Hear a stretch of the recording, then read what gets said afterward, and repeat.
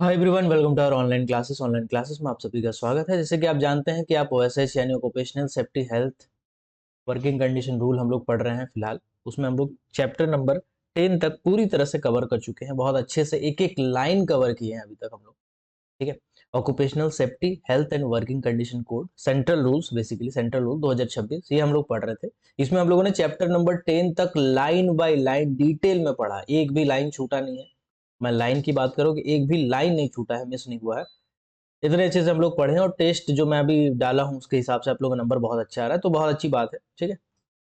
हो सकता है तो ये वीडियो मैं यूट्यूब में डाल दूंगा, तो अगर आप यूट्यूब से देख रहे हैं तो मैं आपको एक बार शॉर्ट में बता देता चाहता हूँ। अगर आप क्लासेस लेना चाहते हैं तो आप ब्लैक डायमंड ऐप को इंस्टॉल कर सकते हैं। प्ले स्टोर में अवेलेबल है।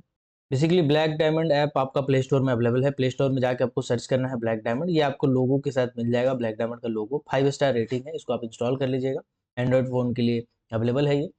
इंस्टॉल करने के बाद अगर आप चाहें तो क्लासेस ले सकते हैं, जिसमें अभी मेटल माइंस का जो क्लासेस है वो भी ऑलरेडी डाला हुआ है। आप अगर नालको की तैयारी कर रहे हैं, एचसीएल की तैयारी कर रहे हैं, मॉइल की तैयारी कर रहे हैं तो आपके लिए है। और अगर कोल इंडिया में जैसे एसएससीएल और एमसीएल एग्जाम के लिए प्रिपेयर कर रहे हैं तो एमसीएल और एसएससीएल का स्पेशल बैच है, इसमें आपको A to Z पोर्शन पढ़ाया गया है। ठीक है। इसमें आपका रिकॉर्डेड लेक्चर से लेके पीडीएफ और ये सब कुछ धीरे धीरे मैं डाल रहा हूँ, तो ऑलमोस्ट टेस्ट भी इसमें डाला हुआ है। तो आप जो चाहें इसको ले सकते हैं। चलिए अभी उसी का एक पार्ट है जो मैं अभी पढ़ा रहा हूँ। चैप्टर नंबर 11 पे हम लोग आते हैं, जो कि बहुत ज्यादा कंफ्यूजिंग आपको लग रहा है कि यार अब अगर माइंस से रिलेटेड क्वेश्चन आएगा तो क्या पूछा जाएगा। तो बेसिकली क्या है, देखिए मैं बताता हूँ। चैप्टर नंबर 11 का पार्ट 1 पार्ट 2 ये सब हम लोग पढ़ चुके थे, पार्ट 3 भी पढ़ चुके थे। ओके। इसमें क्या था मैं आपको एक बेसिक आइडिया दे देता हूँ। ये जो चैप्टर है, चैप्टर नंबर 11, इसमें अलग अलग जो प्रोविजन है, कुछ जो स्पेशल प्रोविजन है उसके बारे में बताया गया है और उसको अलग अलग पार्ट में बताया गया है। जैसे कुछ स्पेशल प्रोविजन है जो कॉन्ट्रैक्ट लेबर के लिए लागू होता है, वो पार्ट 1 में बताया गया है। उस तरह से जब पार्ट 2 में जाएंगे तो जो इंटरस्टेट आपका माइग्रेंट वर्कर है उसके लिए पार्ट 2 में जो बताया गया इंटरस्टेट माइग्रेंट वर्कर है, ये आपका पार्ट 2 में। पार्ट 3 में अगर आप जाएंगे तो ऑडियो विजुअल वर्कर के बारे में बताया गया। और पार्ट 4 जो कि आपके लिए सबसे ज्यादा मोस्ट इंपॉर्टेंट है आपके लिए, उसमें बताया गया है माइंस के बारे में, खदानों के बारे में, कि कुछ स्पेशल प्रोविजंस होते हैं जो सिर्फ स्पेशली माइंस में लागू होते हैं। वो नियम, वो रूल क्या क्या है, चलिए हम लोग समझते हैं। तो हम आपको ये बताएं उससे पहले मैं आपको बता ही चुका हूं 50 बार भी, लेकिन फिर भी बोल देता हूं कि आपको पता है कि माइंस रूल अब हट चुका है। obvious सी बात है, आपको पता होगा 15 टोटल रूल्स थे जिसको हटा के ओएसएच रूल बनाया गया है। इसी के साथ साथ रेस्क्यू रूल जो हुआ करता था वो भी हट चुका है। एमवीटीआर जो था, माइन वोकेशनल ट्रेनिंग रूल, वो भी हट चुका है। माइन क्रैच रूल जो था आपका वो भी हट चुका है। इसके अलावा आपका पिट हेड बाथ रूल था वो भी हट चुका है ना। ठीक। तो ये सभी के सभी जो माइनिंग से रिलेटेड कानून थे, रूल हुआ करते थे, वो सभी रूल हट चुके हैं और वो सभी रूल को एक कॉमन रूल बना दिया गया ओएसएच रूल में। इन सभी को सेक्शन वाइज कि माइंस के लिए ये नियम है, प्लांटेशन के लिए ये नियम है, फैक्ट्री के लिए नियम, ऐसा कर करके स्पेशलाइज कैरेक्टराइज कर दिया गया। चलिए हम लोग चैप्टर नंबर 4 जो स्पेशल प्रोविजन है, माइंस में कुछ नियम है जो लागू होते हैं, उसको हम लोग समझेंगे। तो जिससे कि ये मेरा पीडीएफ है, खुद का बनाया हुआ ई बुक है, जो कि मैं फ्री में डाला हुआ हूँ। अगर आप क्लासेस लेते हैं तो उसमें आपको फ्री में मिल जाएगा, ओएसएच रूल का भी, ओएसएच कोड का भी।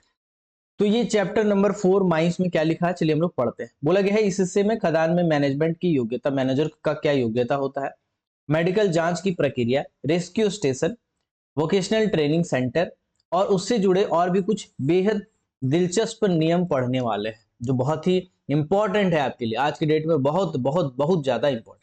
तो सबसे पहले रूल नंबर 107 में बताया गया है qualification and appointment of manager in mines. मतलब अगर आप किसी भी माइंस में मैनेजर को अपॉइंट करना चाहते हैं तो उसके लिए क्या क्वालिफिकेशंस होने चाहिए।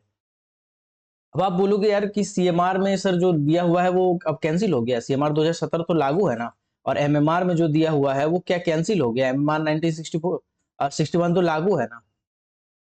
तो देखो बाबू ऐसा है, सीएमआर भी लागू है, एमएमआर भी लागू है। ठीक है। तो सीएमआर और एमएमआर के जो पॉइंट्स है वो यहाँ पे कॉमन है, यहाँ पे कॉमन है, उसमें कुछ चेंज नहीं हुआ है। आप अगर जाके देखोगे, मैं आपको समझाऊंगा, ठीक है, समझ जाएंगे आप। चलिए फिर इसको डायरेक्टली पढ़ते हैं। देखो यार, किसी भी माइंस में जी आपको सबसे पहले एक मैनेजर अपॉइंट करना पड़ता है। मैनेजर को हम माइंस का प्रथम व्यक्ति बोलते हैं। ठीक है। मैनेजर के बिना कोई भी माइंस नहीं चलाया जा सकता है। अगर हम मैनेजर को रखते हैं तो मैनेजर को रखने का एक मापदंड होता है कि भैया अगर आपके माइंस में इतना प्रोडक्शन हो रहा है तो उस प्रोडक्शन के हिसाब से आप जो मैनेजर रखेंगे वो फर्स्ट क्लास मैनेजर सर्टिफिकेट वाला या सेकंड क्लास मैनेजर सर्टिफिकेट वाला, है ना, या फर्स्ट क्लास मैनेजर सर्टिफिकेट वाला, कौन कौन रखेंगे और कितना प्रोडक्शन पे रखेंगे, अनरेस्ट्रिक्टेड वाला रखेंगे कि रेस्ट्रिक्टेड वाला रखेंगे, ठीक है, मतलब अंडरग्राउंड में ट्रेनिंग किया है वैसा आदमी को रखेंगे कि जिसके पास रेस्ट्रिक्टेड सर्टिफिकेट है, यानी कि रेस्ट्रिक्टेड ओपन कास्ट में ट्रेनिंग एक्सपीरियंस लेके किया है, उसको हम रखेंगे। तो ऐसे क्वालिफिकेशंस के बारे में हम लोग आज पढ़ेंगे। तो सबसे पहले आपका बताया गया है, इसको दो कैटेगरी में कैटेगराइज कर देते हैं, ठीक है, उसके हिसाब से कैटेगराइज कर देते हैं। सबसे पहला कैटेगरी है अगर अंडरग्राउंड माइंस है, तो अगर अंडरग्राउंड माइंस है मतलब बिलो ग्राउंड माइंस है, और कोल माइंस की मैं बात कर रहा हूँ, फिलहाल मैं पहले कोल माइंस की बात कर रहा हूँ। तो अंडरग्राउंड माइंस में बोला गया है कि फर्स्ट क्लास मैनेजर आप कब रखेंगे, तो अंडरग्राउंड माइंस में अगर 2500 टन पर मंथ का प्रोडक्शन हो रहा है, प्रोडक्शन मींस कोयले का प्रोडक्शन, अगर 2500 टन पर मंथ से ऊपर कोयले का प्रोडक्शन हो रहा है, से ज्यादा 2500 टन पर मंथ से ज्यादा का प्रोडक्शन हो रहा है, तो उस केस में आपको फर्स्ट क्लास मैनेजर सर्टिफिकेट रखना पड़ेगा होल्डर। चूंकि अंडरग्राउंड है तो आपको अनरेस्ट्रिक्टेड टाइप ही रखना पड़ेगा, अनरेस्ट्रिक्टेड सर्टिफिकेट जिसके पास है उसी को आपको रखना पड़ेगा, रेस्ट्रिक्टेड वाले को आप नहीं रख सकते। तो first class manager certificate 2500 ton से ऊपर, 2500 टन पर मंथ से ज्यादा प्रोडक्शन होने पे आपको रखना ही पड़ेगा फर्स्ट क्लास, उससे कम वाले को आप नहीं रख सकते हैं, ठीक है, उससे कम वाले को नहीं रख सकते। अब आपसे पूछेंगे कि यार 2500 टन पर मंथ एग्जैक्ट हो रहा है, ना एक कम ना एक ज्यादा, तो क्या करेंगे, तो 2500 टन एग्जैक्ट हो रहा है ना, तो हमारा नियम जो है दूसरा वो लागू होता है कि अगर आपका माइंस का प्रोडक्शन 0 से लेकर के 2500 टन तक है, 2500 टन पर मंथ तक है, तो उस केस में आपको सेकेंड क्लास मैनेजर या फर्स्ट क्लास मैनेजर आप दोनों में से कोई भी रख सकते हैं, ठीक है। आज जैसे ही 2500 से ऊपर हो जाएगा, मतलब 2501 हो जाएगा, जैसे 2500 से ज्यादा हो जाएगा, हमको फर्स्ट क्लास मैनेजर सर्टिफिकेट वाला ही रखना पड़ेगा, फर्स्ट क्लास मैनेजर सर्टिफिकेट वाला ही रखना पड़ेगा, ठीक है। तो फर्स्ट क्लास मैनेजर सर्टिफिकेट और सेकंड क्लास मैनेजर सर्टिफिकेट दोनों अंडरग्राउंड में अनरिस्ट्रिक्टेड ही रखेंगे, ठीक है। फर्स्ट क्लास वाला कब रखेंगे, एक बार फिर से रिकैप कर लीजिए भैया, जब 2500 टन से ज्यादा प्रोडक्शन होगा तो फर्स्ट क्लास वाला रखेंगे, और अगर 2500 टन से कम प्रोडक्शन है तो फिर हमारे लिए हमारा ऑप्शन है भाई फर्स्ट क्लास रखें सेकंड क्लास रखें, लेकिन मिनिमम हमको सेकंड क्लास रखना पड़ेगा, ठीक है। इसके बाद बोला गया ओपन कास्ट माइंस में क्या नियम है, तो ओपन कास्ट माइंस में हम लोग कोयला का प्रोडक्शन नहीं नापते हैं, हम लोग नापते हैं कि भाई ओवरबर्डन कितना निकला, डिब्रीज कितना निकला, ठीक है, कोयला कितना निकला, है ना, सब मिला जुला के टोटल कितना निकला, तो इस टोटल को हम मिला के बोलते हैं मटेरियल, क्या बोलते हैं, मटेरियल। अब इस मटेरियल को निकाल के किसी जगह रखना को हम लोग बोलते हैं हैंडल करना, तो मटेरियल हैंडल्ड हम नापते हैं, क्या नापते हैं बाबू, मटेरियल हैंडल्ड नापते हैं कि कोयला वो भी सब मिला जुला के कितना, और इसको जब भी निकालते हैं मीटर क्यूब में निकालते हैं, ठीक है, कि कितना मीटर क्यूब हम कोयला ओबी डिब्रीज ये सब मिला जुला के कितना मीटर क्यूब मटेरियल को हम हैंडल कर रहे हैं, ठीक है। तो इसको निकालने के लिए हम लोग क्या करते हैं, फर्स्ट क्लास वाला है कि सेकंड क्लास वाला है, देखिए अगर ओपन कास्ट माइंस की मैं बात करूं तो यहाँ पे फर्स्ट क्लास रखें चाहे सेकंड क्लास रखें, किसी को भी रखिए, अनरिस्ट्रिक्टेड वाला को भी रख सकते हैं और रेस्ट्रिक्टेड वाला को भी रख सकते हैं, ऑप्शन है आपके पास, आपके पास क्या है, आपके पास ऑप्शन है, ऐसा नहीं है कि सिर्फ रेस्ट्रिक्टेड वाला को रखेंगे, ऐसा नहीं है, आपको अंडरग्राउंड या ओपन कास्ट दोनों में से किसी को भी रख सकते हैं, आपके ऊपर है भाई, रेस्ट्रिक्टेड को रख सकते हैं, अनरेस्ट्रिक्टेड को रख सकते हैं, किसी को भी रख सकते हैं, ठीक है। बहुत सारे किताब में अनरेस्ट्रिक्टेड को रेगुलर बोला गया है, ठीक है, रेगुलर भी बोला गया है, तो थोड़ा ध्यान दीजिएगा। चलिए अब आते हैं हम लोग ओपन कास्ट में नियम, तो नियम यह है कि अगर 20,000 मीटर क्यूब पर मंथ से ज्यादा है, अगर से ज्यादा है अगर, तो उस केस में आपको कैसा रखना पड़ेगा, आपको फर्स्ट क्लास मैनेजर सर्टिफिकेट वाला ही व्यक्ति रखना पड़ेगा, चाहे आप अनरेस्ट्रिक्टेड रखिए चाहे रेस्ट्रिक्टेड रखिए, इट्स योर चॉइस।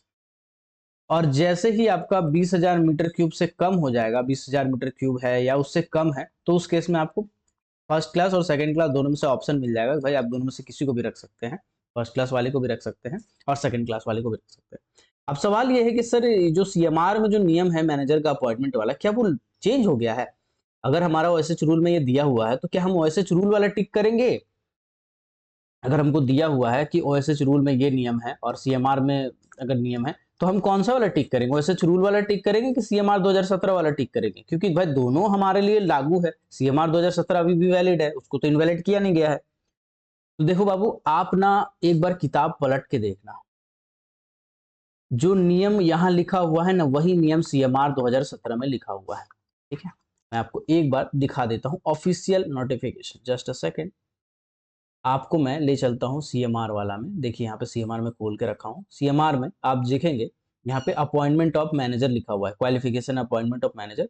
यहाँ पे आप देखेंगे कि इन एक्सेस ऑफ, ऐसे देखिए यहाँ लिखा हुआ है कि जब एक्सेस हो जाता 2500 टन पर मंथ, मतलब 2500 टन पर मंथ से ज्यादा, 2500 टन पर मंथ नहीं बोल रहा हूं मैं, ये नहीं बोल रहा कि इतना एग्जैक्ट रहेगा, तो एग्जैक्ट रहेगा तो फिर नीचे वाला कैटेगरी लागू, इससे ज्यादा होना चाहिए।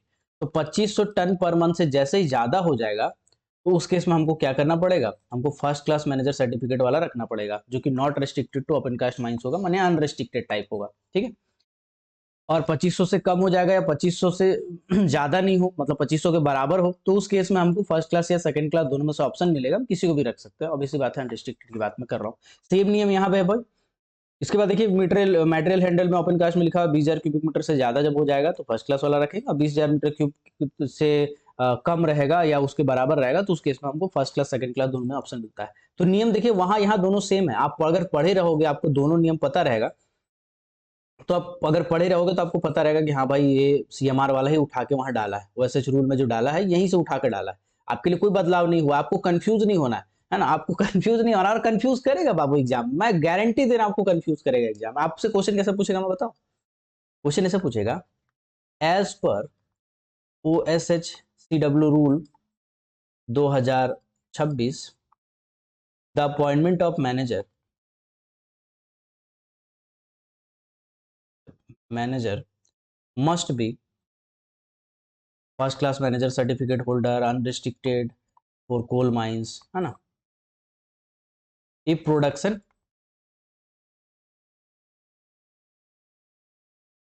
इन अंडरग्राउंड माइंस एक्सीड्स, और ऐसा करके ऑप्शन देगा, ठीक है। अब यहाँ पे एज पर ओएसएच रूल लिखा हुआ है ना, तो आप इसको देख के ना, आप सीएमआर वाला अगर आपको याद भी रहेगा तो आप बोलोगे अरे यार ये तो गड़बड़ हो गया भाई, तो पढ़े नहीं यार, अरे तो लफड़ा हो गया भाई, ओएसएच वाला पूछ दिया, हम तो सीएमआर का पढ़ के गए थे भाई, है ना। अब पहले ही ऑप्शन में दिया रहेगा, ये लो, ठीक है, टन पर मंथ पहले ही ऑप्शन में दिया रहेगा। अब क्या करोगे आप, और यहाँ पे दिया रहेगा तुम्हारा 3,000 टन पर मंथ, एक में दिया रहेगा 5,000 टन पर मंथ, ठीक है।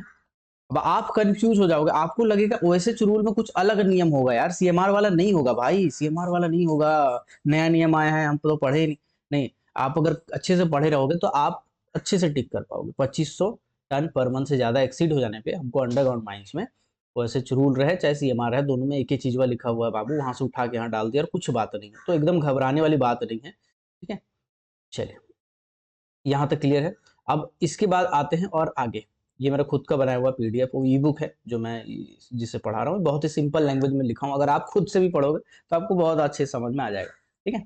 इसीलिए मैं यही सब नोट्स डाला हूँ, क्योंकि मेरे को पता है कि पढ़ने में आपको थोड़ा समस्या होता है, इंग्लिश वाला अंग्रेजी में थोड़ा समस्या है, जान रहा हूँ मैं, ठीक है। चलिए अब देते हैं मेटल माइंस में क्या नियम। मेटल माइंस में नियम यह है कि अगर आप मेटल माइंस में चले जाते हो, ठीक है, अगर आप मेटल माइंस में चले जाते हो तो उस केस में क्या नियम है। तो देखिए बिलो ग्राउंड माइंस में ना, बिलो ग्राउंड माइंस में बाद में एक सर्कुलर में ऐड किया गया था, वो सर्कुलर का डाटा इसमें दे दिया गया है। तो अगर आप सर्कुलर अपडेटेड एमएमआर नहीं पढ़े होंगे तो आपको उसमें भी कंफ्यूजन होगा कि सर ये तो गड़बड़ है, क्योंकि एमएमआर में 1961 में हम जो पढ़े थे उसमें ये पढ़े थे कि वहां पे मैन पावर के हिसाब से आपका फर्स्ट क्लास और सेकंड क्लास सर्टिफिकेट वाला रखा जाता है, ठीक है, फर्स्ट क्लास वाला सेकंड क्लास वाला मैन पावर के हिसाब से, ठीक है, कि अंडरग्राउंड माइंस में कितना आदमी काम कर रहा है, टोटल कितना आदमी काम कर रहा है, हम उस हिसाब से नियम पढ़े थे। बाबू आप सर्कुलर अपडेटेड चीजें नहीं पढ़े हो, आप जो पढ़े हो ना पुराना पीडीएफ डाउनलोड करके पढ़ ली हो, आपको सर्कुलर भी अपडेटेड पढ़ना पड़ेगा, ठीक है। तो अपन का चूंकि अंडरग्राउंड माइंस में मेटल माइंस में मैं काम किया इसीलिए मैं ये सब चीज पढ़ा हुआ हूँ, तो मैं जानता हूँ कि आपको क्या क्या कंफ्यूजन होगा अगर आप मेटल माइंस वाले हैं तो। देखिए बिलो ग्राउंड मेटल माइंस में जैसे तांबा लोहा सोना, कोई भी माइंस में आप जाते हो तो अंडरग्राउंड माइंस में क्या नियम है, मैनेजर कब अपॉइंट करना है, कौन से सर्टिफिकेट वाला अपॉइंट करना है। तो 1250, ठीक है, 2500 का आधा कितना हो 1250, 1250 टन पर मंथ से ज्यादा अगर प्रोडक्शन हो रहा है कोई भी चीज का, कोई भी मेटल हो, चाहे मैग्नीज हो, चाहे आपका कॉपर का और हो, चाहे आपका आयरन और हो, चाहे क्रोमाइट वगैरह कुछ भी हो, ठीक है, अगर 2500 टन पर मंथ से ज्यादा प्रोडक्शन हो रहा है तो मेटल माइंस वाला जो चाहिए वो फर्स्ट क्लास चाहिए। अब चूंकि अंडरग्राउंड है तो वहां पे अनरिस्ट्रिक्टेड वाला ही चलेगा, रिस्ट्रिक्टेड वाला का सवाल ही नहीं है। अगर उससे कम है 1250 है या उससे कम है, 1250 है या उससे कम है, तो उस केस में आपको फर्स्ट क्लास सेकंड क्लास में ऑप्शन दिया जाएगा, आप दोनों में से किसी को भी चूज कर सकते हैं, ठीक है। अब अगर आप ले आओ वापस से, मैं पीडीएफ दिखा देता हूँ ऑफिशियल, है ना, ये आपको देख के थोड़ा होगा कंफ्यूजन। देखिए यहाँ पे है ना qualification and appointment of manager. यहाँ पे देखिएगा पर्सन के हिसाब से होता था, ठीक है, पहले जो सिस्टम चलता था वो पर्सन के हिसाब से होता था, बाद में सर्कुलर निकाल के उसको अपडेट किया था कि अगर अंडरग्राउंड माइंस में ये 150 आदमी तक काम कर रहा है अंडरग्राउंड माइंस में, ठीक है, और टोटल अगर माइंस पूरा मिला दे, open cast, underground, workshop, surface work सब मिला के अगर 400 से ज्यादा आदमी काम कर रहे तो उस केस में हमको क्या करना पड़ता था, फर्स्ट क्लास मैनेजर सर्टिफिकेट वाला व्यक्ति को अपॉइंट करना पड़ता था, ठीक है। और ओपन कास्ट में कैसा था, अंडरग्राउंड में आपका सेकंड क्लास वाला का क्या नियम था, सेकंड क्लास फर्स्ट क्लास कोई भी रख सकते हो, उसका क्या नियम था, उसका ये था कि भाई 75 से 150 आदमी काम कर रहा हो अंडरग्राउंड माइंस में, और 150 से लेकर के 400 आदमी काम कर रहा हो टोटल में, इसके बीच में हो तो उस केस में आपको बेसिकली ये आपका फर्स्ट क्लास सेकंड क्लास दोनों चलेगा। अब आप बोलोगे सर 75 से कम रहा अंडरग्राउंड में तो, या 150 से कम रहा टोटल में, तो उस केस में क्या होगा, तो इसके केस में ना मैनेजर परमिट वाले को भी मिल जाता था आपका मैनेजर का पोस्ट, ठीक है। मैनेजर परमिट, मैनेजर परमिट क्या होता है मेटल माइंस में, मैंने आपको बताया कि अगर आपके पास एक्सपीरियंस है और आपके पास मैनेजर के योग्यता के बराबर का क्वालिफिकेशन है तो उस केस में आपको मैनेजर परमिट दे दिया जाता था। अगर आपके पास सर्टिफिकेट नहीं भी है डीजीएमएस का तो भी डीजीएमएस के तौर से, डीजीएमएस के तरफ से आपको मैनेजर परमिट मिलता था कि आप माइंस में मैनेजर के तौर पे काम कर सकते हैं। ये मेटल माइंस में होता है, कोल में नहीं होता बाबू, ठीक है। इसके बाद जो आपका प्रोडक्शन की बात करें, वो ओपन कास्ट की बात करें, ओपन कास्ट में देखिए सेम नियम यहाँ भी है वहाँ भी है, ठीक है।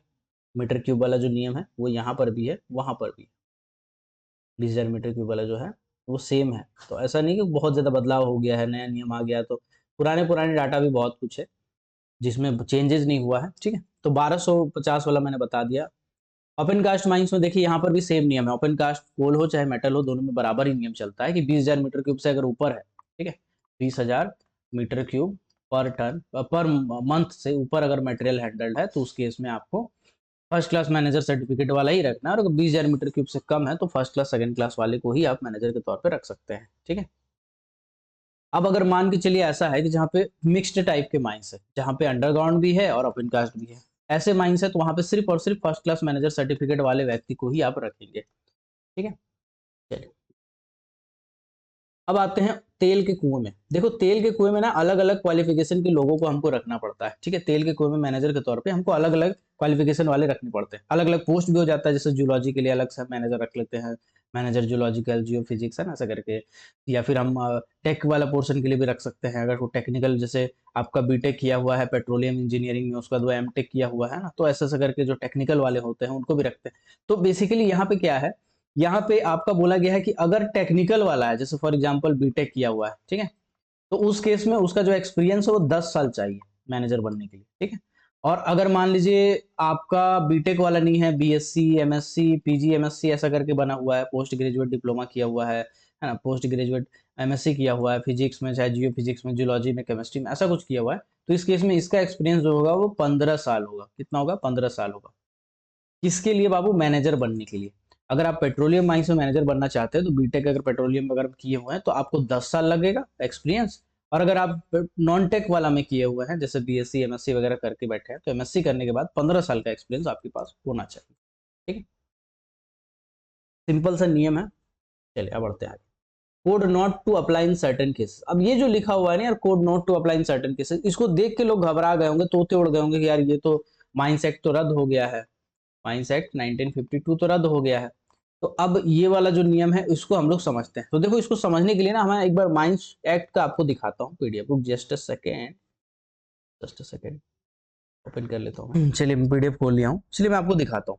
देखिए सबसे पहले तो लड़के घबरा जाते हैं यार, घबराना ही नहीं है भाई, क्या है इसमें यार, कुछ नहीं है भाई, नया नियम आ गया तो ऐसा थोड़ी है कि मतलब कुछ आपको रॉकेट साइंस पढ़ना है, पढ़ना वही है, थोड़े बहुत डाटा में चेंज होगा और कहीं कहीं चेंज भी नहीं होगा। जैसे मैं आपको बता रहा हूँ यहाँ पे, अगर आपसे क्वेश्चन पूछा जाए कि भाई माइंस एक्ट जैसे लागू नहीं होता था, ओएसएच रूल ओएसएच एक्ट कब लागू नहीं होगा किसी भी माइंस में, जैसे होता था ना माइंस एक्ट कब लागू नहीं होगा, इसी तरह से यहाँ पे है कि ओएसएच रूल और ओएसएच कोड कब लागू नहीं होगा, यानी कि ये कोड रूल कब इसमें लागू नहीं होगा। तो अब ये वाला जो डाटा है ना बाबू, इसको मैं एक बार ना आपको दिखाता हूँ, ठीक है। ये देख लिए आप। अब मैं आपको दिखाता हूँ, जस्ट अ सेकेंड। आप ना इसका पीडीएफ निकाल लो माइंस एक्ट का, जो पुराने वाले माइंस एक्ट थे ना उसका पीडीएफ निकालो, और यहाँ पे देखो आपका लिखा हुआ है सेक्शन नंबर 3, ठीक है। सेक्शन नंबर 3 में क्या दिया हुआ है act not apply in certain cases, ठीक है। इसमें क्या नियम है मैं आपको पढ़ के सुना देता हूँ सिंपल भाषा में। देखिए यहाँ पे लिखा हुआ है 2020, आप पढ़ सकते हो स्क्रीनशॉट लेके पॉज करके, मैं आपको पढ़ के सुनाता हूँ। देखिए इसमें लिखा हुआ है कि यार अगर आप प्रोस्पेक्टिंग का काम कर रहे हैं, ठीक है, प्रोस्पेक्टिंग का काम करें। प्रोस्पेक्टिंग का मतलब होता है खोज करना, आप मिनरल की खोज करना है भाई। आप मिनरल का सैंपल लेना चाहते हैं या खोज करना चाहते हैं, अभी आप माइनिंग स्टार्ट नहीं किए, आप उसको कोयला को निकाल के या मिनरल को निकाल के बेचना नहीं है अभी आपको, आप बस अपना खोज करना चाहते हैं भाई कितना मात्रा में मिनरल है, इसको बोलते हैं प्रोस्पेक्टिंग। प्रोस्पेक्टिंग में जो आदमी लगेंगे वो कितने लग सकते हैं, तो भैया एक दिन में 20 से ज्यादा आदमी नहीं लग सकते हैं, ठीक है, एक दिन में 20 से ज्यादा आदमी नहीं लग सकते हैं, ठीक है, 20 आदमी से ज्यादा एक दिन में आप नहीं लगा सकते हो, तब जाके ओएसएच कोड जो है वो फॉलो नहीं होगा या रूल जो है वो उसका लागू नहीं होगा। अगर जैसे ही 20 से ज्यादा होगा वैसे ही आपका कोड और रूल लागू हो जाएगा, 20 से कम रहेगा कोड रूल लागू नहीं होगा, ठीक है। इसके बाद अब ये तो हो सकता है या तो आप कोयला का खोज कर रहे होंगे या तो आप नॉन कोल का खोज कर रहे होंगे, ठीक है, यानी मेटलिफेरस माइंस के हिसाब से जो होता है उसका खोज कर रहे होंगे, ठीक है, मेटल्स तो नहीं कहेंगे, मिनरल्स की खोज कर रहे होंगे, ठीक है, कोल को छोड़ के। तो अगर आप कोयला का खोज कर रहे हैं तो बाबू आप 15 मीटर गड्ढा कर सकते हैं, कितना कर सकते हैं, 15 मीटर गड्ढा कर सकते हैं, ठीक है, मतलब 15 मीटर तक डेप्थ तक खोद सकते हैं, आप जा सकते हैं, ठीक है। लेकिन अगर आप नॉन कोल खोज रहे हैं तो 6 मीटर तक आप खोद सकते हैं, कितना दूर तक बाबू, 6 मीटर तक खोद सकते हैं, उससे ज्यादा आप एक्सट्रैक्शन नहीं कर सकते, इससे ज्यादा डीप आप नहीं जा सकते, इससे ज्यादा डेप्थ पे आप नहीं जा सकते। ये नियम हुआ करता था माइंस एक्ट में, ठीक है। अब मैं आपको दिखाता हूं ओएसएच कोड का नियम। आप जो घबरा रहे हो ना, घबराने वाली बात ही नहीं है, बहुत आराम आराम से प्यार प्यार से पढ़ेंगे, कोई दिक्कत नहीं, पढ़ पढ़ेंगे। देखो बाबू, बोला गया है कि कब लागू नहीं होगा, ठीक है, बोला गया है प्रोस्पेक्टिंग अगर आप कर रहे हैं तो प्रोस्पेक्टिंग में 20 से ज्यादा मजदूर एक दिन में आप नहीं लगाएंगे, ये ओएसएच रूल का मैं बता रहा हूँ, ठीक है। इसके बाद बोला गया है कि अगर आप कोयलवा निकालना चाहते हैं, कोयलवा का खोज कर रहे हैं, तो 15 मीटर से ज्यादा गहराई तक आप नहीं जा सकते हैं, जो कि अभी मैंने बताया। और अगर नॉन कोल का खोज कर रहे हैं तो 6 मीटर से ज्यादा गहराई पे आप नहीं जा सकते। बिल्कुल सेम टू सेम उठा के चेप दिया है बाबू, एकदम वहां से उठाया कॉपी मार के और यहाँ पे लाके पेस्ट कर दिया, ऐसा लग रहा है, ठीक है, बिल्कुल का बिल्कुल वही है, उसमें कोई परिवर्तन नहीं किया गया है, ठीक है।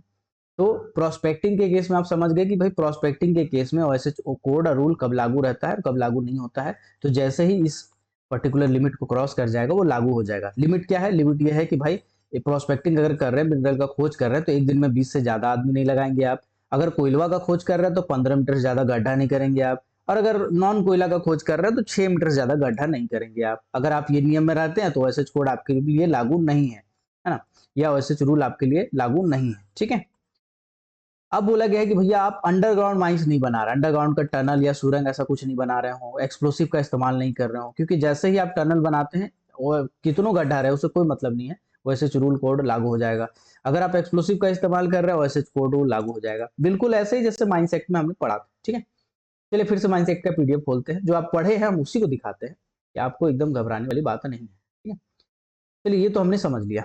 अब दूसरा क्या बोला गया है, दूसरा बोला गया है कि भाई अगर हम ये सब चीज का माइनिंग कर रहे हैं ना तो कोई जरूरी नहीं है कि लागू होगा, ठीक है। जैसे कंकड़ निकाल रहे हैं, मोरम निकाल रहे हैं, लेटराइट निकाल रहे हैं, बोल्डर निकाल रहे हैं, बजरी जिसको ग्रेवल बोलते हैं, सिंगल निकाल रहे हैं, ठीक है, इसको ऑर्डिनरी सैंड निकाल रहे हैं, कांच वाला बालू निकाल रहे हैं, साधारण चिकनी मिट्टी क्ले निकाल रहे हैं ना, मार्बल मार्ल मार्ल निकाल रहे हैं, मार्बल नहीं मार्ल है ना, आपका चौक निकाल रहे हैं, ये सब ये चूना पत्थर टाइप का कुछ निकाल रहे हैं, तो इस केस में भी लागू नहीं है भाई, इस केस में भी लागू नहीं है, ठीक है। ये सबको छूट दिया गया है, छोटा मोटा चीज है, इसमें क्या ही लागू होगा। अब बोला गया है कि अगर आप एक्सट्रैक्शन कर रहे हैं, माइंस एक्ट में यही पढ़े थे ना, एक्सट्रैक्शन मतलब आप निकाल रहे हैं, आप कोयला निकाल रहे हैं, कुछ भी निकाल रहे हैं, तो कब लागू नहीं है उसका भी नियम दिया हुआ है कि भाई आप ओएसएच कोड ओएसएच रूल लागू नहीं होगा अगर आप एक्सट्रैक्शन कर रहे हैं और आप एक बहुत ही कम लेवल पे कर रहे हैं। कैसा लेवल है, सबसे पहले तो वो अंडरग्राउंड माइंस नहीं होना चाहिए, अगर अंडरग्राउंड हो गया तो लागू हो गया, अंडरग्राउंड माइंस नहीं होना चाहिए, अगर अंडरग्राउंड हो गया तो वो लागू हो गया। जस्ट चलिए दूसरा नियम क्या बताया गया है, दूसरा नियम बताया गया है, पहला तो अंडरग्राउंड माइंस नहीं होना चाहिए, ठीक है ना। दूसरा ये बताया गया है कि 50 से ज्यादा आदमी नहीं लगना चाहिए उसमें। देखिए इसमें सेम चीज लिखा होगा, ठीक है, इसमें लिखा होगा कि भाई 50 से ज्यादा आदमी, कहीं लिखा होगा ना 50 से ज्यादा आदमी, नॉट एक्सीडिंग 50, हाँ 50 से ज्यादा आदमी नहीं लगा होना चाहिए आपका। एक्सट्रैक्शन में 50 आदमी, ठीक है। प्रोस्पेक्टिंग में कितना था, प्रोस्पेक्टिंग में 20 आदमी है बाबू, कि 20 से ज्यादा आदमी रहेगा तो आपका नियम कानून लागू हो जाएगा। लेकिन एक्सट्रैक्शन में 50 आदमी, भाई 50 आदमी लगा देंगे, 50 से जैसे ज्यादा होगा तो आपका नियम लागू हो जाएगा। और इसमें बोला गया है कि ओपन कास्ट अगर आप चलाना चाहते हैं तो उस केस में आप जो है 6 मीटर से ज़्यादा डेप्थ पे नहीं जा सकते हैं, 6 मीटर से ज़्यादा डेप्थ पे कहीं भी नहीं जा सकते हैं, ठीक है। एक्सप्लोसिव का इस्तेमाल नहीं होगा। तो आप अब देख रहे हो, एक बार आप देखो यार, ये ना पूरा का पूरा सेम है, इसको यहाँ से ऐसे कॉपी मारा है, एकदम यहाँ से ऐसे कॉपी मारा है और जाके यहाँ पे पेस्ट कर दिया है, ठीक है। बस यही है। जैसे ही आप इस लिमिट को पार कर जाते हैं, आपको 7 दिन के अंदर रीजनल इंस्पेक्टर को इसकी सूचना देनी होगी कि भैया हमने ये लिमिट पार कर दिया, अब हमारे ऊपर ओएसएच कोड और ओएसएच रूल दोनों लागू है, ठीक है। ओएसएच कोड ओएसएच रूल दोनों लागू है, ओके। यही है आपके माइंस के बारे में कि माइंस में कब लागू है कब लागू नहीं है, इसी को लेके आपका कंफ्यूजन, ठीक है, आपका कंफ्यूजन क्लियर। अब आप माइंस एक्ट नहीं भी लिखे ना कि माइंस एक्ट के हिसाब से बताइए या ओएसएच रूल के हिसाब से बताइए, आपको करेगा ऐसा को भाई, आपको परेशान करेगा, उसको छाटना है लड़का, 30,000 लड़का में छाटना है, तो आपको ना ना क्वेश्चन में लिखा रहेगा अकॉर्डिंग टू माइंस एक्ट, ना क्वेश्चन में लिखा रहेगा अकॉर्डिंग टू ओएसएच रूल, आपको लिखा रहेगा माइंस एक्ट कब लागू नहीं है अगर प्रोस्पेक्टिंग कर रहे हैं तो, और नीचे ऑप्शन दिया रहेगा, आप कर लो आप। तो आपको अगर पता रहेगा ना तो आप आराम से टिक मारोगे, एकदम कॉन्फिडेंटली मारोगे, ठीक है, नहीं तो ऐसे कंफ्यूजन में आओगे, बड़ा झंझट हो जाएगा आपको। चलिए, ये आपका 100 रूल नंबर था आपका 108, कोड नंबर 108 था, ठीक है, 108 था, just a second, code number आपका 108 था, जस्ट अ सेकंड। चलिए एक बार हम लोग देख लेते हैं, और कुछ पॉइंट है जो मिस हो गया था, एक बार देख लेते हैं। देखिए, बेसिकली इसमें कुछ नियम लिखे हुए हैं, मैं आपको दिखा देता हूँ, just a second. Chapter number 4 आपका जो माइंस वाला चैप्टर है आपके लिए बहुत ज़्यादा इंपॉर्टेंट है, लेकिन आपको एकदम घबराना नहीं, क्योंकि उसमें ऐसा कुछ नहीं है कि आपको समझने में दिक्कत हो, ठीक है, बहुत ही सिंपल सिंपल चीज़ें हैं। चलिए देखते हैं एक बार आगे, ओके।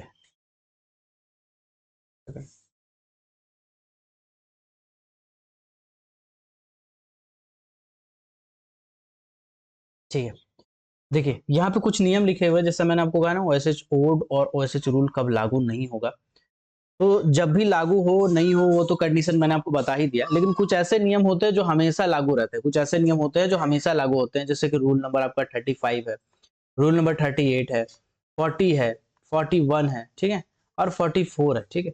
ये बेसिकली हमेशा लागू रहते हैं। इसमें बेसिकली दिया क्या है मैं आपको बता देता हूँ, सिंपल साधारण शब्दों में आपको समझा देता हूँ।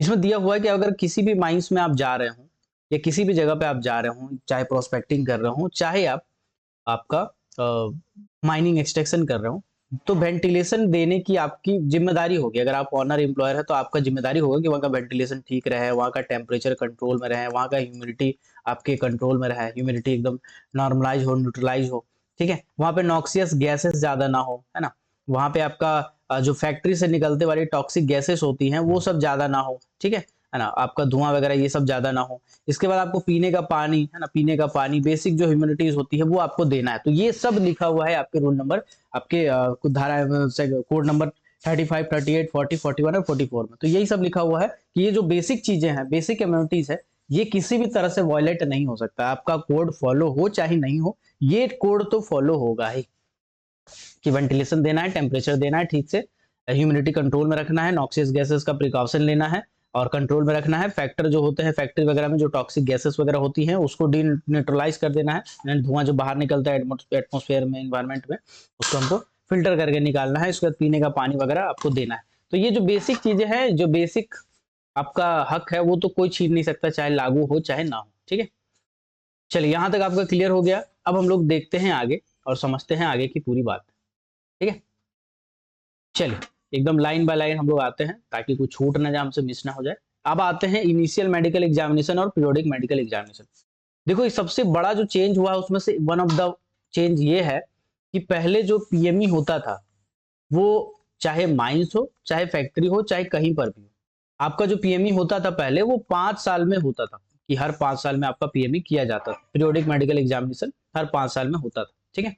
लेकिन अब इसको बदल दिया गया है, अब ये हर साल होगा, मतलब एनुअली आपका पीरियोडिक मेडिकल एग्जामिनेशन होना तय है, ठीक है, चाहे आप माइंस में हो, चाहे फैक्ट्री में हो, चाहे कहीं पर भी काम करते हो। इसमें थोड़ा सा भी कंफ्यूजन नहीं होना चाहिए, ये पीएमई जो है वो 1 साल में होगा। अगर आपसे क्वेश्चन पूछेगा कि पीएमई कितने समय पर होता है, कोई ऑप्शन नहीं देता, तब भी आपको 1 साल ही टिक मारना है, ठीक है।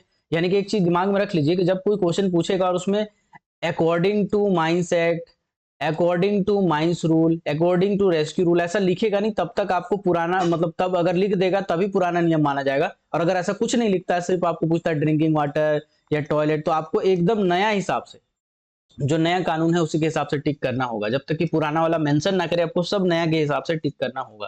ठीक है, चलिए, तभी क्लेम वगैरह भी कर सकते हैं। अगर वो कोई दिक्कत करे तो आप क्लेम कर सकते हैं। ठीक है, चलिए, आईएमई पीएमई के बारे में हल्का फुल्का जानते हैं। देखिए, आईएमई होता है जिसको बोलते हैं इनिशियल मेडिकल एग्जामिनेशन।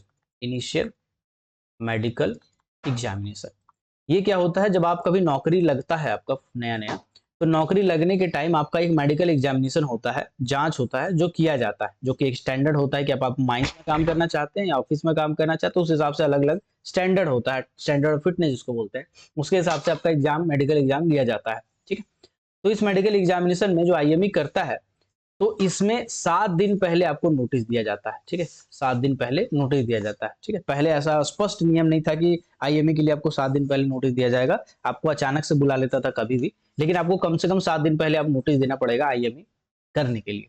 ठीक है, इसके बाद आपने आईएमई करवाया, ये तो हो गया नियम। दूसरा है कि अगर आपको पीएमई लेना है, तो पीएमई का अब नियम ये बन गया है कि भाई पीएमई अगर पीरियोडिक मेडिकल एग्जामिनेशन लेना है तो आपको एनुअली लेना पड़ेगा। हर साल आपका एग्जाम होगा, मतलब हर साल आपका मेडिकल टेस्ट होगा। इसके बाद इसमें एक और चीज जोड़ा गया है कि अगर आपको, ये तो सेम है, 20 दिन पहले आपको नोटिस दिया जाता है। कितना दिन पहले? अगर पीएमई का नोटिस आएगा तो आपका 20 दिन पहले आएगा। ठीक है, अब ये बहुत ही सेंसिटिव टॉपिक है, क्यों है मैं आपको समझाता हूँ। ये मेडिकल एग्जामिनेशन एक ऐसा चीज है ना जिससे आपका नौकरी जा भी सकता है।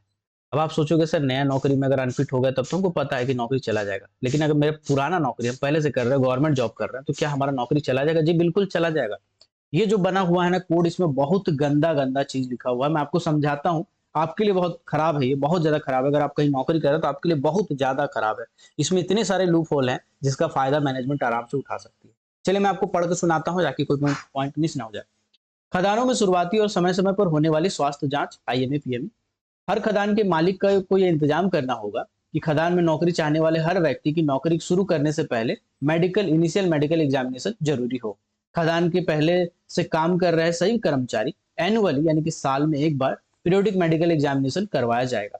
ये जितने भी फॉर्म होंगे मेडिकल जांच का, ये फॉर्म नंबर 9 के हिसाब से किया जाएगा। ठीक है, जो कि फॉर्म्स के बारे में हमने प्रीवियस क्लास में आपको बहुत ही अच्छे से बताया था। टोटल 27 फॉर्म है, 27 फॉर्म को मैंने डिटेल में समझा था।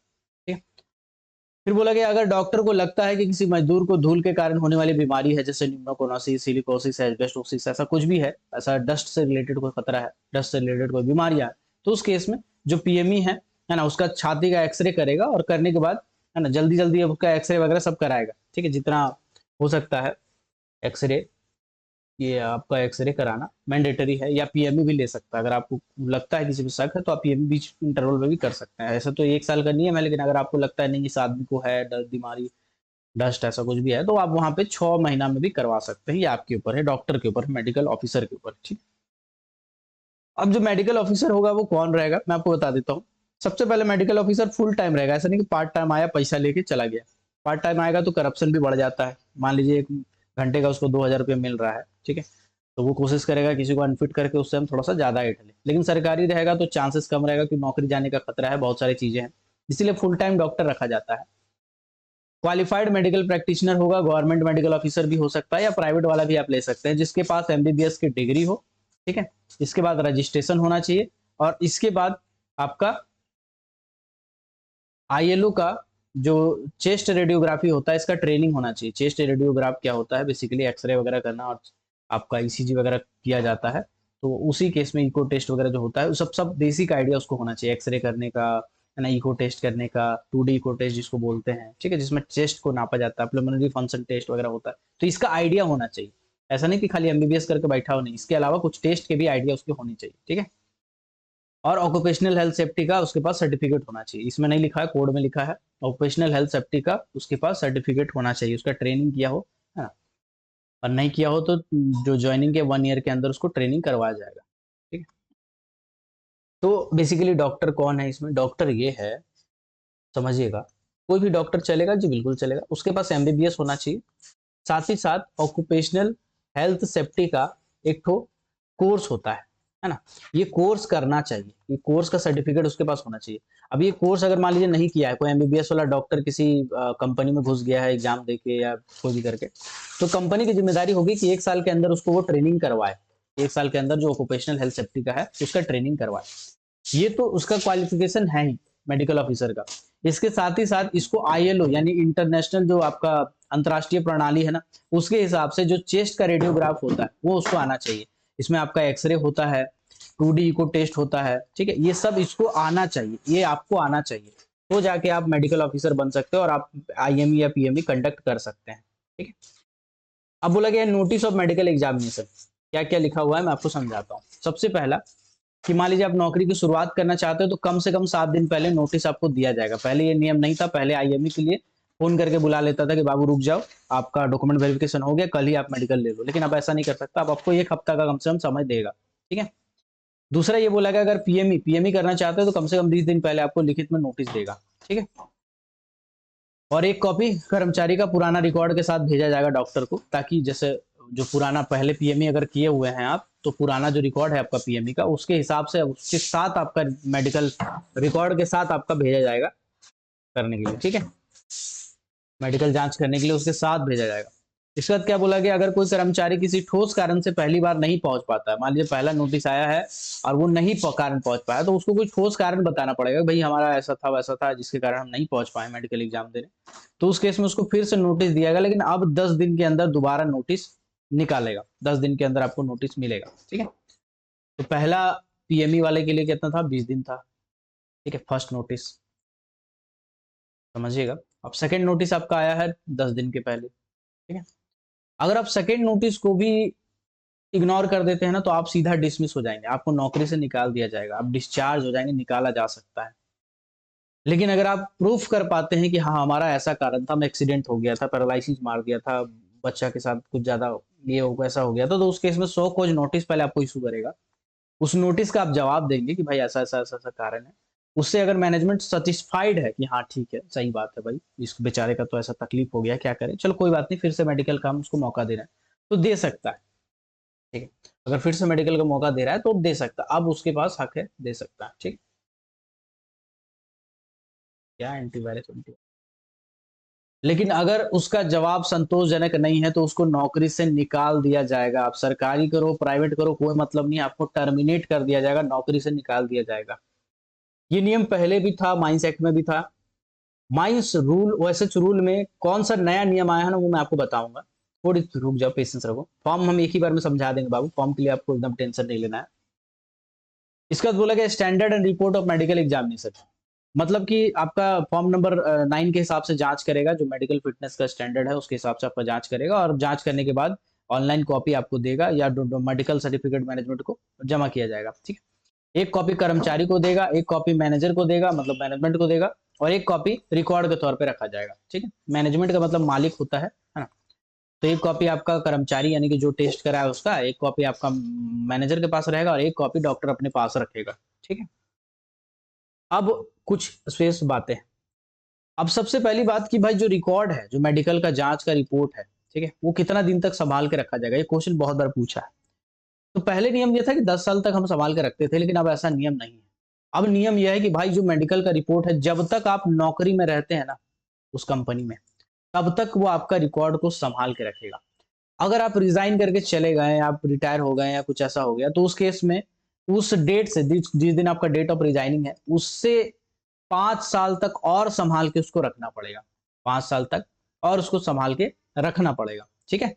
इन केस अगर किसी दूसरे माइंस में आप जॉब करते हैं और आप उसका मैनेजर अगर रिक्वेस्ट करता है, तो फिर आपको ये जो रिपोर्ट है वो भेजना पड़ेगा, ठीक है।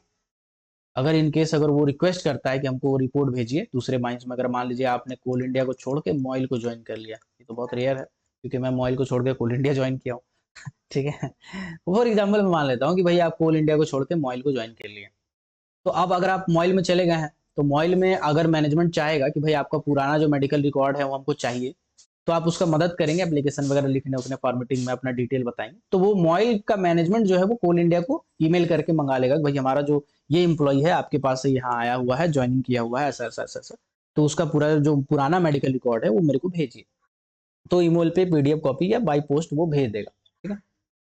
तो ये पहले नहीं होता था, अब ये नियम लागू हो गया है, अब ये चालू हो चुका है, ठीक है।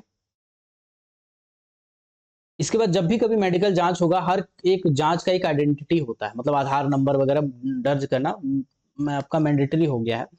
आधार नंबर से क्या होगा कि आपका जो डिटेल है ना, आप ही का रहेगा। मतलब इसमें फर्जरी के चांसेस कम हो जाते हैं, ठीक है, फर्जरी के चांसेस कम हो जाते हैं। ओके, आजकल तो डिजिटलाइज हो गया है। अगर आधार नंबर पे मैसेज आ जाता है, किसी का आधार नंबर जो रजिस्टर्ड है मोबाइल नंबर, उसमें मैसेज आ जाता है कि आपका मेडिकल एग्जामिनेशन आज हुआ है, ऐसा करके एक मैसेज आ जाता है और उसका एक नंबर बन जाता है, ताकि वो ऑटोमेटिकली जो कोल इंडिया या वैसा कोई बड़े कंपनीज है उसके एसएपी के सैप के जो सॉफ्टवेयर है उसमें सेव हो जाए।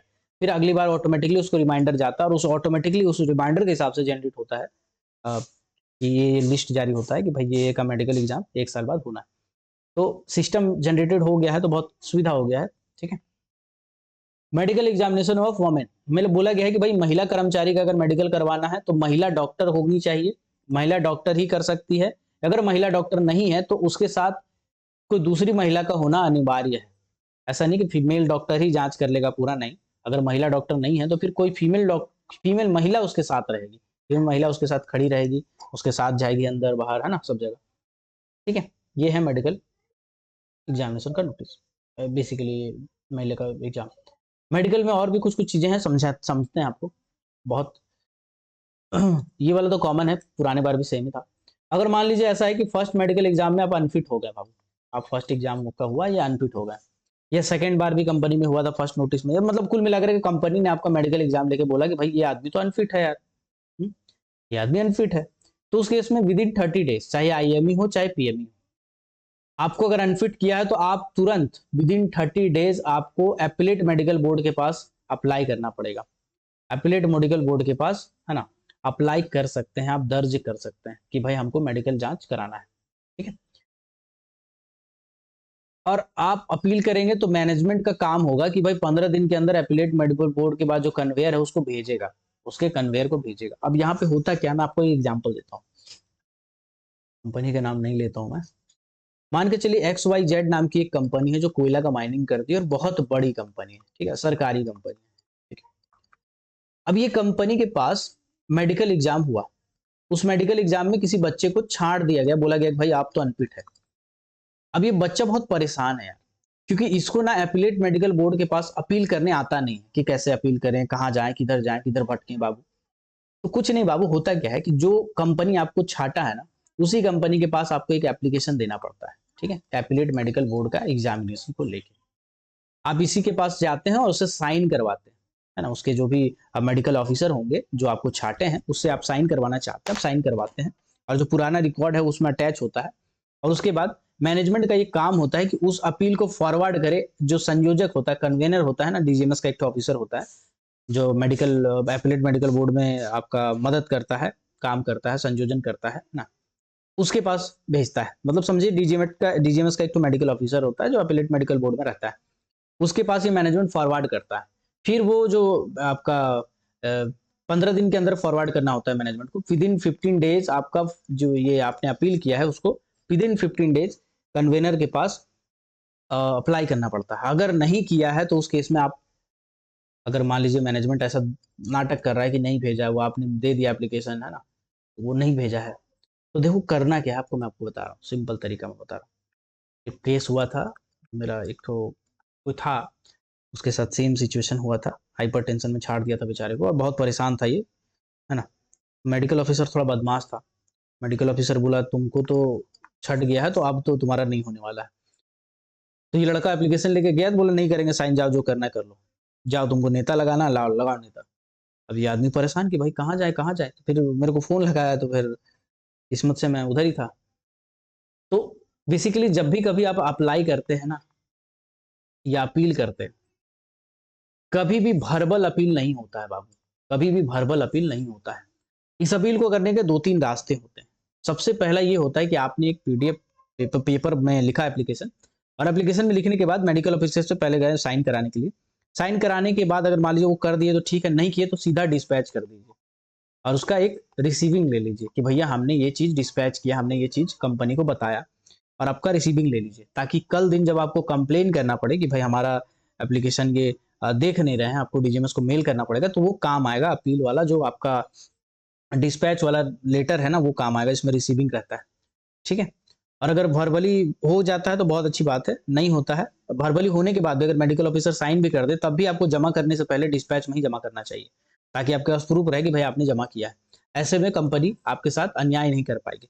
दूसरा, अगर मान लीजिए करती है ऐसा, तो उस केस में आप डायरेक्टली मेल कर सकते हैं, XYZ कंपनी के ऑनर को भी मेल कर सकते हैं, मैनेजमेंट को भी, और आप डीजीएमएस को भी मेल कर सकते हैं, ठीक है, या कॉल करके बता सकते हैं। मतलब आपको खाली नहीं बैठना है कि बस डाल दिए तो हो गया, नहीं बाबू, क्योंकि आपके पास टाइम बहुत कम है, ठीक है।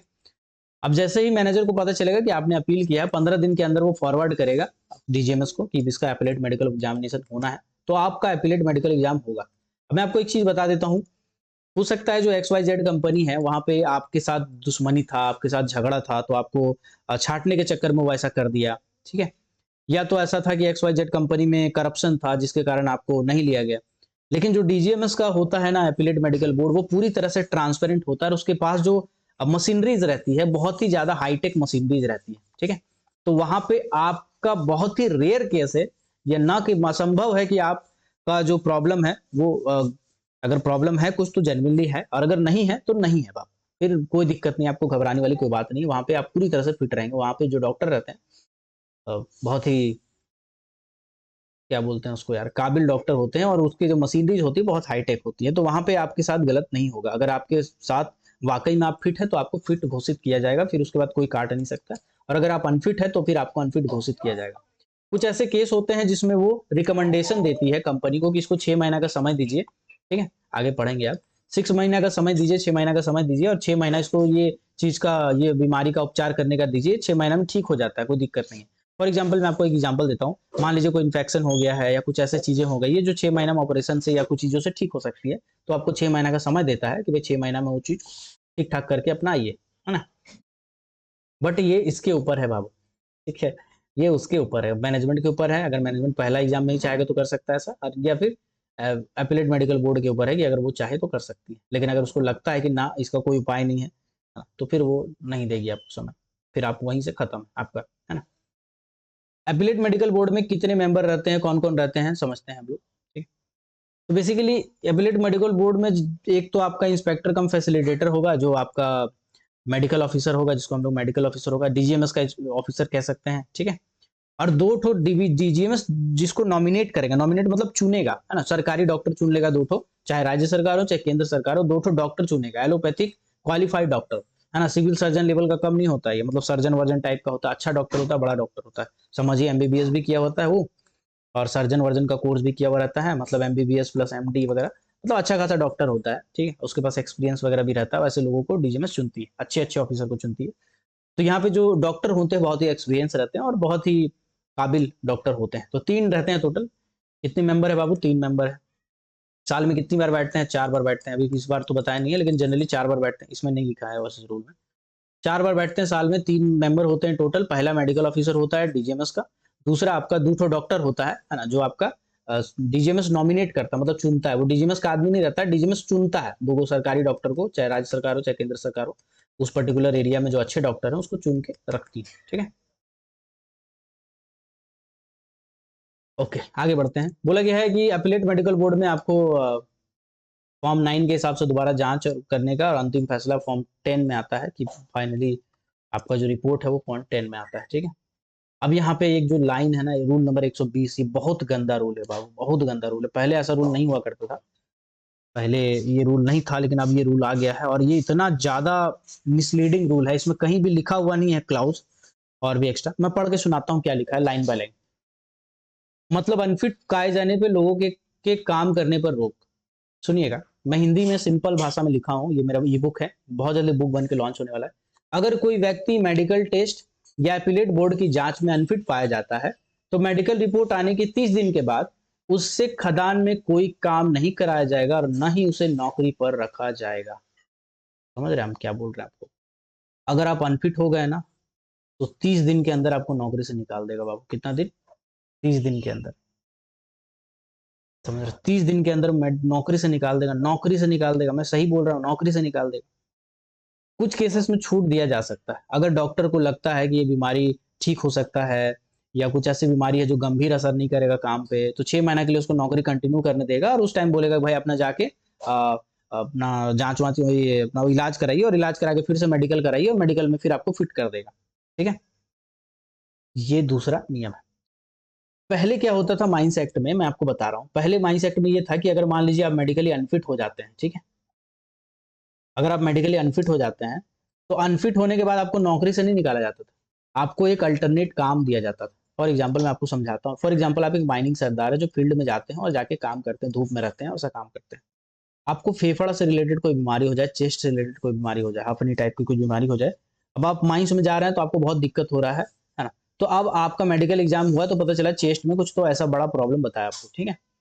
तो इसका इलाज संभव है, 6 महीने के अंदर आप इसका इलाज करा सकते हैं, ठीक है? इलाज करा के आप ठीक हो जाएँगे, लेकिन वैसा ठीक नहीं होंगे कि जैसा माइनिंग सरदार पहले काम करता था, वैसा ठीक नहीं हो पाएँगे, थोड़ा बहुत ठीक हो जाएँगे। तो इस केस में आपको नौकरी से निकालता था, बल्कि आपको अल्टरनेट काम देता था। आपको हाज़िरी बाबू का काम दे दिया, आपको कहीं रजिस्टर लेके बैठा दिया, आपको कंप्यूटर वाला कोई काम दे दिया, आपको ऑफ़िशियल कोई काम दे दिया, है ना? ऐसा कोई काम देके आपका काम चलाता था। ठीक है, अल्टरनेट ये माइंस एक्ट में भी नियम था कि अल्टरनेट काम आपको देना है। और साथ ही साथ ऐसा है कि पूरी तरह से अगर आपको अनफिट है, भाई आप कोई काम के लायक ही नहीं हो, तो उस केस में आपको कंपनसेशन दिया जाता था। क्या दिया जाता था? कंपनसेशन। अब ये पूरा रूल पढ़ लोगे ना, कहीं भी कंपनसेशन के बारे में लिखा नहीं है। इतना बड़ा लूप होल है ना ये, किसी को नौकरी से निकालने के लिए बहुत बड़ा लूप होल है मैनेजमेंट का। अगर मैनेजमेंट चाहेगी ना, तो इसके तहत बहुत कुछ कर सकती है। ये बहुत बड़ा लीडिंग पॉइंट है। इसको इतना बड़ा चीज़ पे ध्यान नहीं दिया गया। मतलब कुल मिलाकर के कंपनी आने वाले टाइम में ऐसा करेगी, इस चीज़ का फ़ायदा उठाएगी, क्योंकि यहाँ स्पष्ट तौर पे कहीं लिखा हुआ नहीं है कि उसको कंपनसेशन देना है, कि उसको आपका अल्टरनेट एम्प्लॉयमेंट देना है। ऐसा कहीं भी लिखा हुआ नहीं है। ठीक है? चलिए आगे बढ़ते हैं। तो जो मेडिकल का खर्चा होगा वो पूरी तरह से एम्प्लॉयर उठाएगा, ठीक है? पूरी तरह से एम्प्लॉयर उठाया जाएगा। और एफिलिएट मेडिकल बोर्ड के पास अगर अप्लाई करते हैं तो भी जो जी अप्लाई करते हैं, अपील करते हैं, वो कैंडिडेट को पूरा पैसा उठाना पड़ेगा मेडिकल एफिलिएट मेडिकल बोर्ड का इसका। अगर वो फिर से फिट पाया जाता है तो फिर मैनेजमेंट उसका पैसा देगी, है ना? चलिए, यहाँ तक क्लियर हो गया। अब पढ़ते हैं, यही नियम सेम है जो पहले माइंस एक्ट में हुआ करता था। Assumptions from hours and limitations of work. Hours और लिमिटेशंस ऑफ वर्क मैं समझाता हूँ आपको। 7 दिन का होता है दिन, महीना हफ्ता होता है 7 दिन का। 7 दिन में आपको 6 दिन ड्यूटी करना है, 1 दिन रेस्ट है। ठीक है? ये नियम बना हुआ है, जो कि जनरली सब पे लागू होता है। आपको 48 घंटा 1 हफ्ता में ड्यूटी करना है, उससे ज़्यादा आप ड्यूटी नहीं कर सकते हैं। आपको कम से कम 24 घंटा का रेस्ट देना है, ठीक है? आपको सीआर-वीआर जितने भी नियम होते हैं, ठीक है? लेकिन ये सभी नियम जानते हैं, कुछ ऐसे पोस्ट हैं जिसमें लागू नहीं होते हैं। कुछ ऐसे पोस्ट हैं जिसमें ये नियम लागू नहीं होते हैं। क्या है नियम? मैं आपको समझाता हूँ। पहले स्पष्ट नहीं लिखा था माइंस एक्ट में, अब यहाँ स्पष्ट लिख दिया गया कि भाई ये पोस्ट वाले हैं, इनका आप उठाओ जितना फायदा उठाना है। क्या लिखा है समझाते हैं आपको। सबसे पहले लिखा हुआ है कुछ कुछ पोस्ट है जिसमें आपको ऊपर ये नियम लागू नहीं हो सकते, मतलब अधिकारी अगर चाहेंगे या मैनेजमेंट चाहेंगे तो आपको और इससे ज्यादा काम करवा सकती है, या आपको छुट्टी के दिन भी काम दे सकती है। सीआर लेकिन आपको देना है, कंपनसेटरी रेस्ट तो आपको देना ही है, लेकिन आपको लगातार हफ्ता भर काम करा सकती है। कौन कौन से ऐसे? सबसे पहले सुपरवाइजर के तौर पे काम करना। मतलब अगर आप सुपरवाइजर के तौर पे कोई भी काम कर रहे हैं, जैसे माइनिंग सरदार है, ओवरमैन है, या मैनेजमेंट के कोई भी सुपरवाइजर है, जैसे असिस्टेंट मैनेजर हो गया, फील्ड सुपरवाइजर हो गया, है ना, इंचार्ज हो गया, तो ये सब के लिए ऊपर ये नियम लागू नहीं है। माइंस का मैनेजर है, डिप्टी मैनेजर, इंस्टॉलेशन मैनेजर है, असिस्टेंट मैनेजर, वेंटिलेशन ऑफिसर है, सुरक्षा अधिकारी है, सेफ्टी ऑफिसर है, सर्विस एरिया सेफ्टी ऑफिसर है, आईटी वाले, इंस्ट्रूमेंटेशन और कम्युनिकेशन वाले हैं। जितने भी अधिकारी हैं उनके ऊपर ये नियम लागू नहीं होता है। जितने भी इंजीनियर है, माइनिंग, इलेक्ट्रिकल, मैकेनिकल, उनके ऊपर ये लागू नहीं होता है। ठीक है? कुल मिलाकर के जो आपके नॉन एग्जीक्यूटिव वाले होते हैं और ये ऊपर वाले अधिकारी होते हैं, वो लोग उन पे ये लागू नहीं होता है। ठीक है? नॉन एग्जीक्यूटिव में जो डेली रेटेड वर्कर हैं उनके ऊपर लागू होता है। जो आपके जनरली स्टाफ के कैटेगरी में आते हैं ना, उन पे लागू नहीं होता है। ठीक है? देख लीजिए पूरा हिसाब लिखा हुआ है। Mining engineer, electrical engineer, mechanical engineer, mining supervisor, overman, assistant manager, mining sardar, mining supervisor, खदान के supervisor, mechanical electrical supervisor, foreman, surveyor वगैरह, असिस्टेंट सर्वेयर वगैरह जो होते हैं, खदान के जो डॉक्टर होते हैं, compounder, dresser, chemist, assessor, metallurgical में मिलाकर के पारा मेडिकल वाले जो होते हैं या मेडिकल वाले जो होते हैं, है ना, या किसी के लिए स्पेशल ऑर्डर निकाला गया तो उस पर ये नियम लागू नहीं होता। ठीक है? चलिए यहाँ तक क्लियर हो गया। अब बढ़ते हैं आगे।